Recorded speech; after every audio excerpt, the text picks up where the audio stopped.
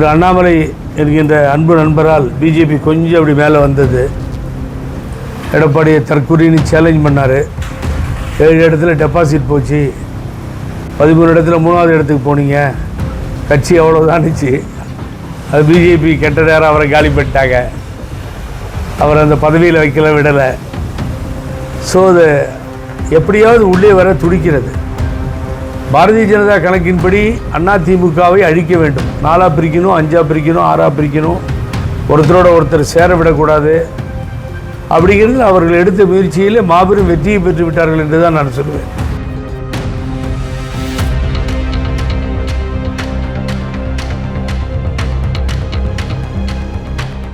Good evening to Kovai press. புரட்சி அண்ணா திராவிட முன்னேற்றக் கழகம் ஆரம்பித்த பின்னால் உங்களை சந்திப்பதிலே மிக்க மகிழ்ச்சி. வேறு அலுவல்கள் காரணமாக வந்த நான் உங்களோடு இப்பொழுது இணைந்திருக்கிறேன். வணக்கம். உங்களுக்கு தெரியும், ஒரு 2-3 நாளைக்கு முன்னாடி மாண்புமிகு தமிழக முதல்வர் தளபதி அவர்களை அறிவாலயத்திலே சந்தித்து நான் எனது கட்சியினுடைய ஆதரவை அவர்களுக்கு தெரிவித்தேன்.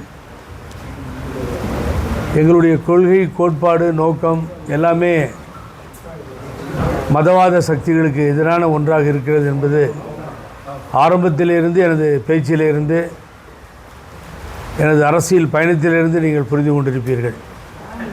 ஆகவே இந்த மதவாத சக்திகள் கொஞ்சம் அப்படி வளர்ந்தது. பர்டிகுலராக நான் பிஜேபி தான் சொல்கிறேன். திரு அண்ணாமலை என்கின்ற அன்பு நண்பரால் பிஜேபி கொஞ்சம் அப்படி மேலே வந்தது. எடப்பாடியை தற்கொலைன்னு சேலஞ்ச் பண்ணார். 7 இடத்துல டெபாசிட் போச்சு, 13 இடத்துல 3வது இடத்துக்கு போனீங்க, கட்சி அவ்வளோதானுச்சு.